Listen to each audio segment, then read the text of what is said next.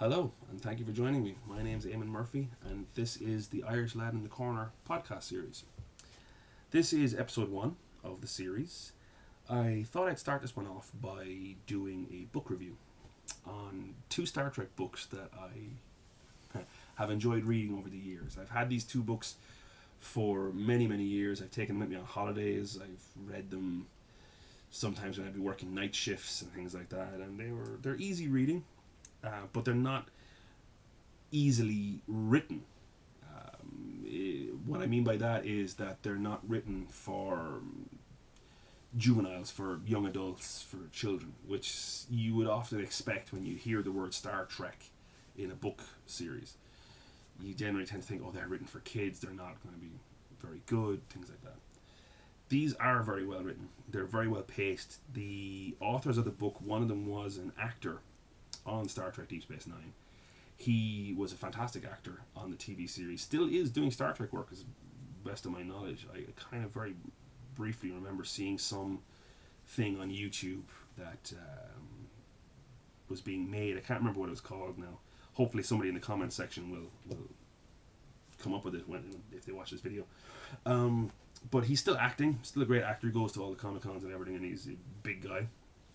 He is, of course, J.G. Hertzler. I'm just going to hold it up there, get the center of the camera.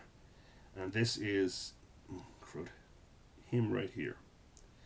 So, he wrote this book with Jeffrey Lang as well. And book one and book two, he wrote these books. They basically, I'll just read out the synopsis of the first book and I'll give you a very brief understanding of what the book is about. Okay, so, here we go. In quotes, the Klingon Empire is dying, and I think it deserves to die. With those words, Lieutenant Ezri Dax propelled Lieutenant Commander Worf to the most fateful decision of his life: to vanquish Klingon leader Gowron in honorable combat and install in his place a low-born, one-eyed soldier of the Empire who might lead their people back to the path of honor and glory. Under the weighty mantle of Chancellor, General Martok led the forces of the Klingon Empire to final victory in the Allied assault against the Dominion. Now, with Worf at his side as the newly appointed Federation ambassador to Kronos, Martok at last is coming home, bringing with him the hope of a bright new future for his people. But the Chancellor's triumphant return to the Klingon homeworld is met by treachery and upheaval. As the demons of the General's past rise up, so too does a usurper to the imperial throne, one who knows exactly how to crush Martok and who will stand and all who stand with him, and who won't be satisfied until Martok and his allies are ashes under the foundation of a new Klingon empire. So, if you're a Star Trek fan, you will enjoy this book. If you've watched this TV series Deep Space Nine, you'll enjoy it. J.G. Hertzler, like I said, the guy who played Martok in the TV series, really is fantastically written in these books. I read them, the entire book, hearing his voice in my head. Every nuanced sound, every gesture, every facial expression, I could imagine it in my mind's eye because the character was portrayed by the actual actor who played him. And was written, I should say, by the actual actor who played him. If you're not a Star Trek fan, from that synopsis, you basically have a king coming back from a foreign war to his empire, only to have his power taken away from him.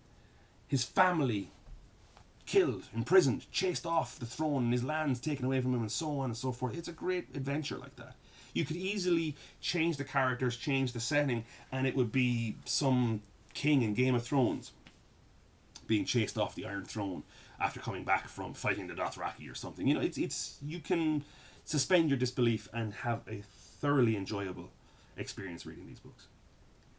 So I would thoroughly recommend buying them, and if you're like me, treasure them. I bought these second hand. They are a little bit damaged over the years, but I've thoroughly loved them. And let's be honest, second-hand books need love too. You should always buy your books second-hand if you can. There's a lot of second-hand booksellers out there who are trying to make ends meet, and books should always be recycled. They should never be wasted. You know, never be thrown away. You shouldn't always have to have something brand new. Second-hand books need love. So that's my my 10 cents and my 2 cents are for free, as Eminem says. So I hope you enjoyed this video. This is episode 1. In my next upcoming videos, hopefully I'll be dealing with other books and dealing with other topics as they come along. If you have any suggestions of topics you might want me to review, please let me know. Or discuss, I should say. If you have any other books that you want me to review, please let me know. I have a fairly large book collection. Everything from Star Trek and Star Wars novels all the way to Gore Vidal with Julian and... I've got here beside me. I've just started this one actually, so I won't be able to review it for a while, but it is Kublai Khan, the Mongol king who remade China. It's by John Mann, and hopefully I'm going to enjoy reading this. I've read some of the fictionalized stuff about Kublai, so I'm going to get my hands on the real history of it. I have books about Sparta, I have books on The Art of War by Sun Tzu. I've got all sorts of books. So if you have any suggestions, please let me know. I might pick one up secondhand and read it, and a month or so later I might do a review of it for you. If you have any topics that are of interest, please leave a comment in the section below. And hopefully you enjoyed this video. And if you did, please hit like, and if you want to see more, please hit subscribe. But for now, thank you for watching. As always, my name is Eamon Murphy, and I am the Irish Lad in the Corner.